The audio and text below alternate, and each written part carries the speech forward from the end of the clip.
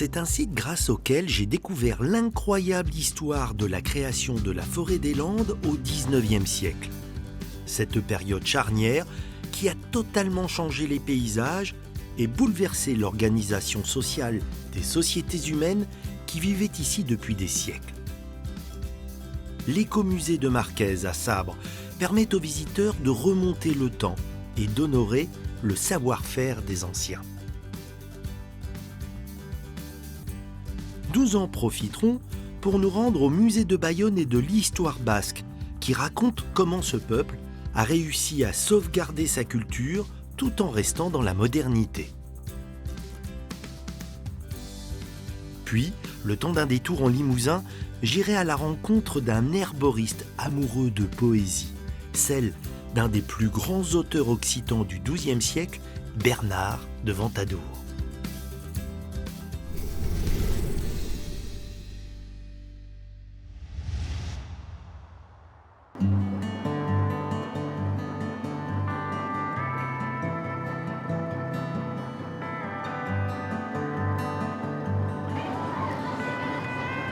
C'est en compagnie de Florence Raguenès, conservatrice à l'Écomusée des Landes, que je pars aujourd'hui pour un voyage en direction du passé.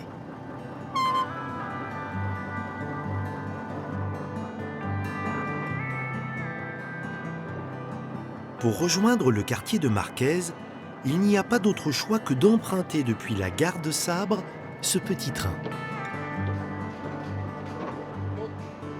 Il faut préciser, Florence, que ce petit train, il existait bien avant l'Écomusée de Marquez.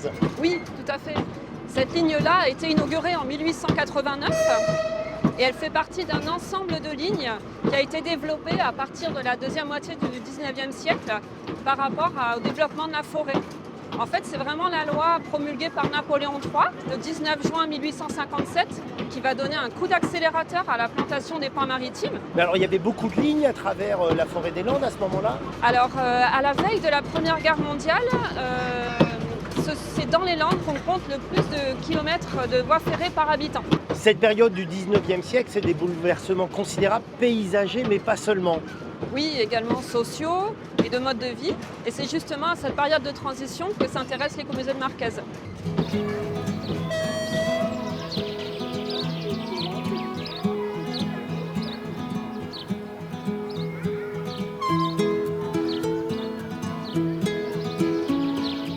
Nous voici à Marquez, ce quartier de Sabre, tel qu'il était en 1890. Comme partout dans les Landes à cette époque, la vie s'organisait dans un aérial. Un espace ouvert de 25 hectares comme une grande clairière au milieu de la forêt de pins, tout juste plantée, où vivaient alors une soixantaine de familles en quasi-autarcie. Les habitations sont une parfaite illustration des différents statuts sociaux qui composaient cette micro-société. Alors ici, on arrive devant la maison de maître. Qu'elle est belle, impressionnant. Décris-nous un peu cette maison, parce qu'elle a une organisation particulière, hein, je crois. Oui, alors à la fois, elle a des traits communs avec les autres maisons, comme son orientation par exemple. La plupart des maisons sont bien orientées de façon à bénéficier de la lumière et du soleil en journée, donc c'est-à-dire la façade principale à l'est, et au contraire la toiture qui descend, la toiture en queue de palombe qui descend à l'ouest, pour se protéger des intempéries, etc. Donc ce trait commun-là, les matériaux bien sûr, c'est une maison qui est construite avec les matériaux qu'on trouvait sur place, donc le chêne, le pin, l'acacia, et puis bien sûr la paille de seigle, l'argile pour réaliser le torchis. Après, au niveau des différences, par contre, c'est la seule maison du quartier qui est dotée de vitres, de vitrage, contrairement aux autres maisons qui sont uniquement dotées de barreaux pour protéger de l'intrusion des animaux. Donc ça, c'est vraiment le signe de richesse et de modernité. En fait, ces vitrages ne sont arrivés que tout début 20e. Comment vit-on à l'intérieur? Combien de personnes, par exemple, partagent cette habitation? Alors en général, Comme dans toutes les campagnes, on vit à plusieurs générations. Donc les grands-parents, les enfants. Ici, c'est la seule maison du quartier où on pouvait avoir des domestiques également, hébergés sous le même toit. Donc c'est vrai qu'on peut facilement être à 15 ou un petit peu plus dans une seule maison. Parfois, dans une seule chambre, on peut avoir 2 générations qui cohabitent, ce qui fait qu'on se protège un petit peu à la fois du froid, mais aussi on protège son intimité avec des garnitures de lit, des sièges de lit. C'était comment les Landes avant cette plantation?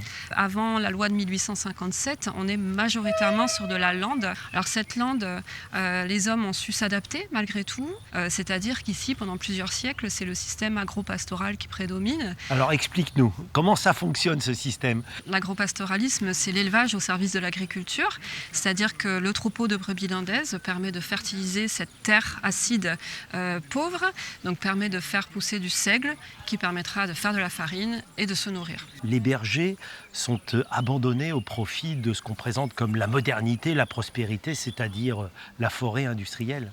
Effectivement, ce bouleversement ne se fait pas de gaieté de cœur pour les habitants, pour les laboureurs, les bergers, qui ne sont pas très enthousiastes à l'idée de devenir gémeurs. Ça ne représente pas un meilleur niveau de vie pour eux, mais on ne leur laisse tout simplement pas le choix. Ce nouveau modèle économique imposé par l'arrivée de la forêt fait qu'ils sont obligés de s'adapter.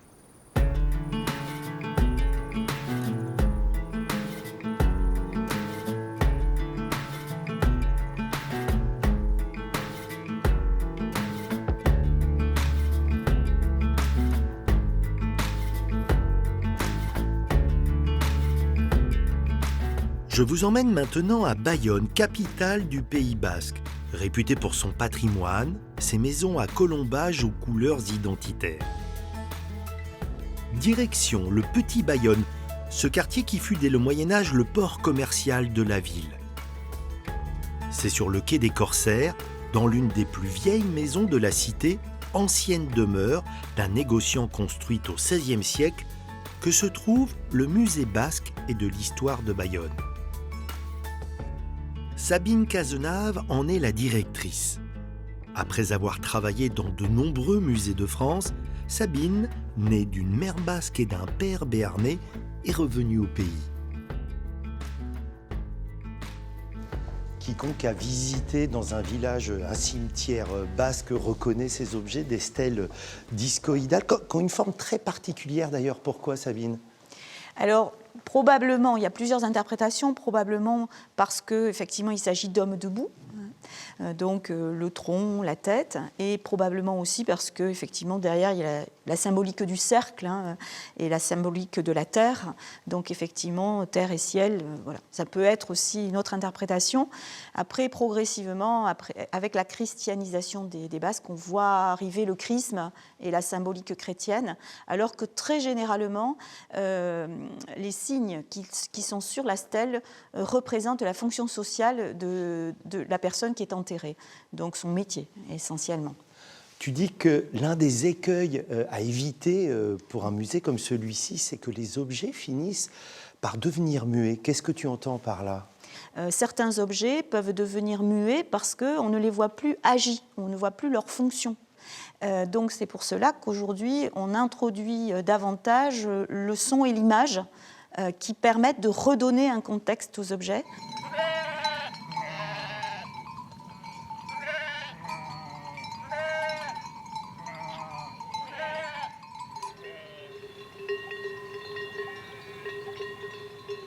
C'est une installation que l'on doit à un artiste. Hein. Quel est son nom ? Alors, c'est un artiste, Nader Kouchaki, et donc il a fait un travail qui relève de l'ethno et qui relève de l'art conceptuel, d'inventaire sonore du paysage guipuscoan. Chaque troupeau a son paysage sonore particulier. Donc là, je crois qu'il y en a 127 pour cette installation sonore-là. Mais effectivement, en Soule, je crois qu'on en aura autour de 140.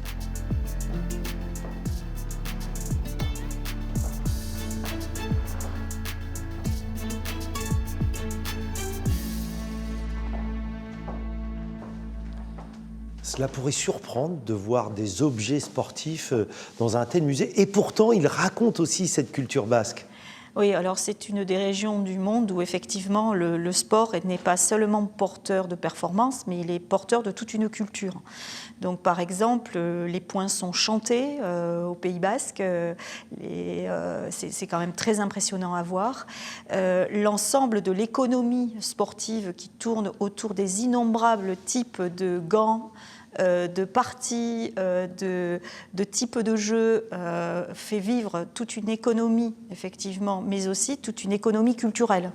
Le Pays Basque est probablement l'une des régions de France où il y a cette identité la plus vivante, notamment grâce à sa langue. Mais est-ce qu'il n'y a pas un risque à un moment d'être un peu conservateur, un peu sclérosé, j'ose le mot?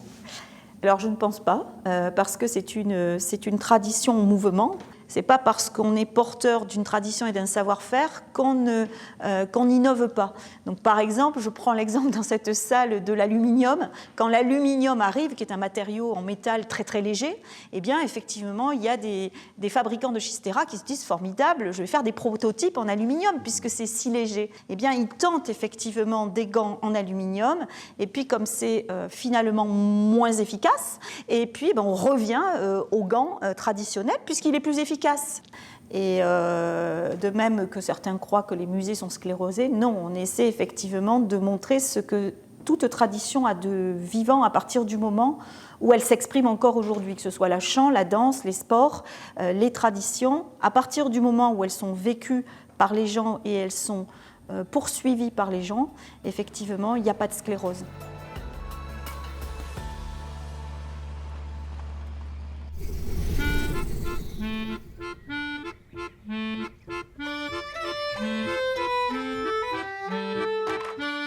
Retour à l'écomusée de Marquez où les savoir-faire anciens continuent de vivre. Ici, pas question de cultiver la nostalgie, mais bien de conserver la mémoire des gestes. Si les femmes et les hommes de cette époque avaient pu poster des vidéos sur Internet, ils seraient peut-être devenus des influenceurs du do-it-yourself, à fabriquer soi-même. Au fil des heures, les animations se succèdent et l'une des plus attendues est l'arrivée du troupeau guidé par le berger. Aujourd'hui, c'est Thomas qui domine tout ce petit monde. Ce Girondin d'origine est venu il y a quelques années à Marquez en tant que maraîcher, mais très vite, il est également devenu l'un des deux bergers. À l'époque où il y en avait beaucoup, des bergers, où il n'y avait pas encore la forêt, quelle place il occupait justement dans ces sociétés? C'était quelqu'un d'important, non? Il fallait un troupeau en bonne santé, qui mangeait bien pour faire suffisamment de fumier. Donc le rôle du berger était quand même très important dans cette chaîne agro-pastorale, pour vraiment avoir suffisamment de fumier pour les cultures de seigle. Et puis, il allait de village en village. Est-ce que c'était pas un peu, entre guillemets, le facteur de l'époque? Parce qu'il amenait des histoires, il donnait les nouvelles, non? Alors, pas forcément dans le village à village, mais en rencontrant les autres bergers dans la lande.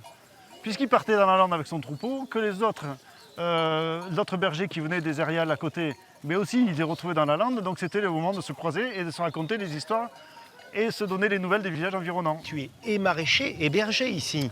Alors oui, ce système maraîcher à Marquez, on essaie de le faire reposer sur les brebis, comme dans le système agro-pastoral ancien. Mais à t'entendre, il y a quand même une certaine modernité dans les pratiques d'un ou deux siècles qu'on a délaissées parce qu'on ne les trouvait pas intéressantes. Finalement, il y a un intérêt, notamment du point de vue écologique, si je comprends bien. D'un point de vue écologique, si on veut s'affranchir des produits de synthèse, c'est difficile de s'affranchir aussi du fumier animal. Disons, c'est pas que j'ai le torticolis à te regarder, mais tu es quand même un peu haut. Si je comprends bien, si tu n'as pas le bâton, tu tiens pas. C'est pas facile quand même, les échasses. Alors les échasses, c'est comme le vélo. Tant qu'on bouge, ça va. Si on s'arrête, on tombe, on perd l'équilibre. Donc c'est pour ça que l'échassier est toujours en train de piétiner, parce qu'il est toujours en train de rattraper le déséquilibre qui le ferait tomber. La seule solution pour s'arrêter, c'est d'avoir un troisième point. Donc le bâton qui vient faire un trépied et on tient. Et donc il y a plusieurs techniques, soit on tient sur les mains, soit on s'assoit sur le bâton. Alors là, c'est un peu plus technique, mais ça permet au berger de filer, de tricoter et de faire des choses avec ses mains.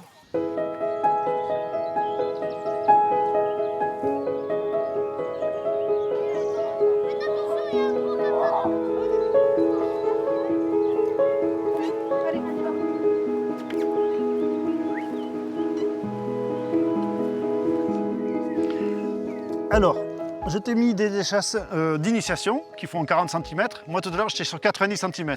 Et jusqu'au plus haut, ça va combien? Alors, l'outil de travail des bergers, c'est 90 cm, grosso modo. Après, on verra pour le folklore et pour le sportif. Donc, pour te hisser, tu te tiens aux cordes et tu pousses bien sur tes jambes. Hop là. Voilà. Il faut vraiment que le poids soit sur les jambes. La corde ne sert qu'à maintenir l'équilibre. Et je comprends ce que tu disais tout à l'heure, hein. Si je m'arrête, je me casse la figure, donc toujours en mouvement, quoi. Voilà, toujours en mouvement. Ou s'appuyer sur un bâton, ou s'appuyer sur le mur. T'en penses quoi? Eh bien écoute, tu te débrouilles plutôt bien. Oui, enfin, c'est vite dit quand même. Mais bon, heureusement qu'il y a les cordes, oui. Alors explique-moi, pourquoi ces bergers avaient des échasses? Alors, c'est vrai que les visiteurs me posent beaucoup la question.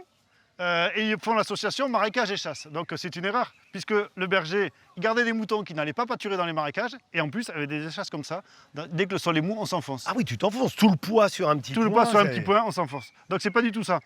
La réalité, c'est que en étant sur des échasses, le berger voit mieux ses troupeaux. En étant ici à 90 cm, il a une meilleure vue sur les brebis. Parce que déjà à 45, hein, je me rends compte que voilà. Tu domines, quoi. Et les brebis étaient souvent cachées aussi dans la végétation, donc en étant en hauteur, on les voit mieux. Et cette végétation, eh ben, elle peut être piquante ou mouillée les jours de pluie ou quand il y a de la rosée. Donc en étant au-dessus de la végétation, le confort du berger est supérieur. Bon, et alors tu en penses quoi? L'avis du maître sur son élève? Eh bien écoute, t'as lâché les cordes, donc c'est pas trop mal. Hein? Ouais. Bon, s'il y a un poste qui se libère de berger, je peux postuler? Bah écoute, je te laisse alors. Non, À je bientôt. dis ça, mais je serais pas capable. Eh ben super, voilà. Hop.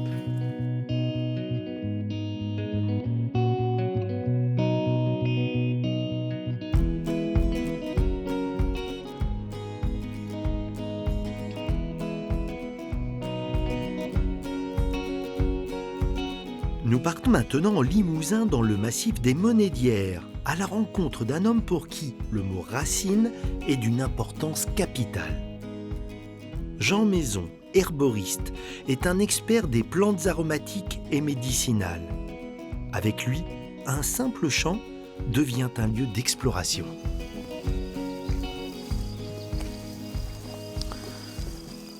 Ah bah Eric, voilà. Chose très simple. On ne peut pas faire plus simple. Le trèfle violet. Et cette plante, elle a une particularité, comme chacune, mais regarde, tu goûtes juste la pointe du pistil. Ah, je le mange. Tu le manges, Ouais. voilà. Tu vas voir, tu as une petite pointe. C'est sucré. Oui, voilà. Plus simple que le trèfle, ça n'existe pas. Plus traditionnel dans l'agronomie, dans la tradition paysanne, ça n'existe pas. Elle a toujours existé comme infusion également, et comme aliment, et comme nutriment pour les animaux. Et le propre de ces prairies naturelles, c'est qu'elles expriment à la fois une humanisation de l'espace et la biodiversité. C'est un univers ici. C'est un univers. Mais cet univers, en fait, il nous ressemble profondément. Et cet univers, on s'y sent bien parce qu'on est dans une relation profonde, instantanée et finalement peu explicable. On est en adéquation avec l'espace.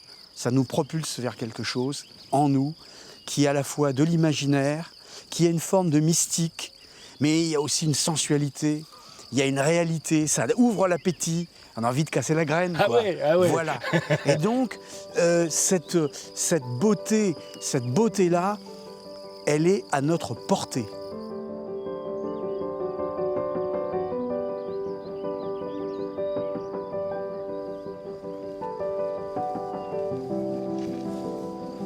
Jean Maison a une autre passion, la poésie. Régulièrement, il revient aux sources de cet art, dans l'impressionnant château de Ventadour. La forteresse médiévale, bâtie sur un éperon rocheux, fut en effet l'un des foyers intellectuels les plus actifs du Moyen-Âge, une école poétique à l'origine d'une lignée de troubadours, à la fois musiciens et orfèvres des mots.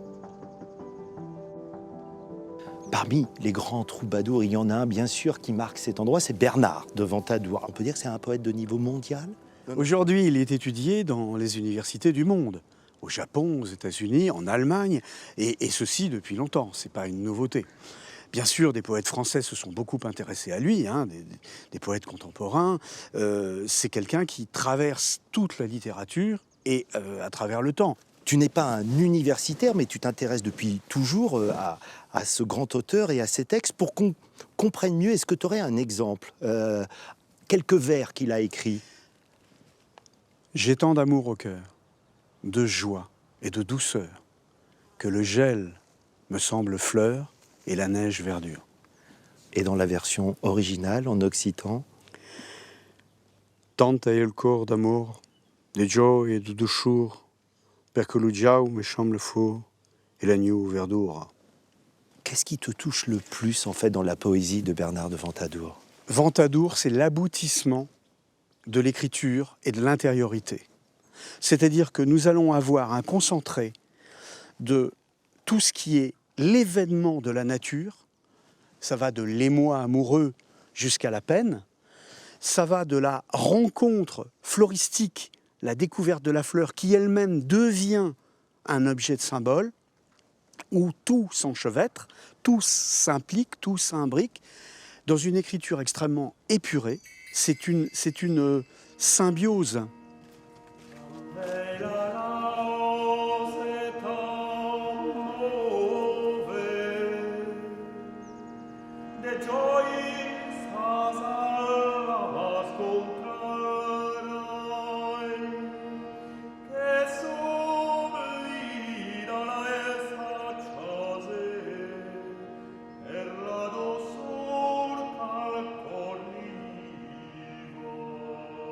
Quel point de vue, Jean. On peut imaginer qu'on le partage d'ailleurs avec Bernard de Ventadour et les autres seigneurs. Et là, il avait sous les yeux ce qu'on a aujourd'hui. C'est-à-dire un vaisseau qui s'avance dans le vide, avec un aplomb de plus de 500 mètres. Je ne peux pas m'empêcher de voir des correspondances entre tes deux passions, les plantes et la poésie. L'exercice de la vie, c'est l'apprentissage de la beauté et la recherche de l'émerveillement. Bernard de Ventadour est celui qui nous conduit à réfléchir à ce qu'est l'émerveillement. Et ce dont nous avons besoin aujourd'hui, c'est de nous reconnecter avec ce qui nous émerveille, avec ce qui nous reconduit vers les choses essentielles de l'existence, de façon les plus simples, une tasse de tisane, cueillir une salade de pissenlit. Enfin, c'est d'une simplicité, mais élémentaire. Mais c'est dans cette simplicité qu'on va retrouver des gestes premiers qui nous constituent, en fait, en notre fort intérieur. À t'écouter, je prends conscience de l'importance d'étudier l'histoire, les poètes, et de le transmettre aux plus jeunes générations. Il y a une belle phrase d'un écrivain portugais qui dit « L'imagination, c'est de la mémoire fermentée. Sans mémoire, on perd notre capacité à imaginer. » Osons transmettre, osons parler de poésie. Le langage, c'est la liberté.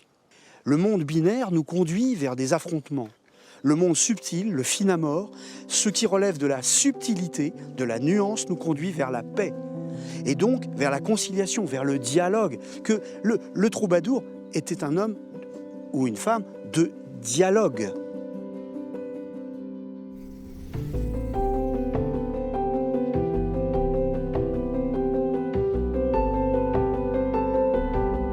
C'est au moulin de Marquès que je retrouve Florence qui aime, elle aussi, faire dialoguer le passé et le présent. À ma grande surprise, elle m'explique que ce moulin était à l'origine à une 20aine de kilomètres et qu'il a été déplacé. L'écomusée fut en effet l'un des premiers sites en France à faire appel à la technique des transferts de bâtiments. Il faut imaginer le défi que cela a représenté pour les charpentiers qui ont dû redécouvrir les techniques anciennes. Il a fallu démonter, répertorier, puis assembler à nouveau pièce par pièce, comme un immense puzzle de bois, ces maisons construites alors sans vis ni clous. J'aimerais qu'on revienne aux origines de la création de cet écomusée en 1969.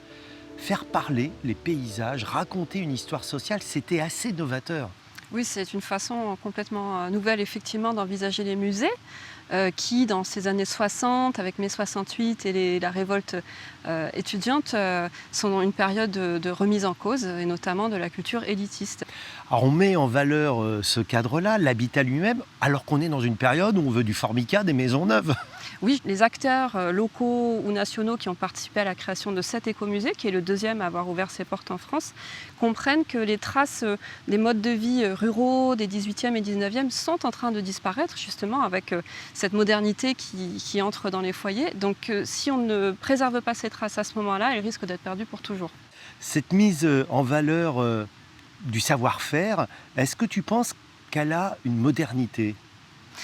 Aujourd'hui, plus que jamais, effectivement, on prend conscience que ce mode de vie qui n'utilise que ce qu'on a sur place et donc qui ne fait pas appel à des avions qui vont traverser le monde, ce mode de vie était on ne peut plus écologique et petit à petit, on y revient. Merci Florence et un grand bravo à toutes les équipes de l'écomusée parce que je sais à quel point cet endroit rend fiers les Landais. Bravo à vous. Merci.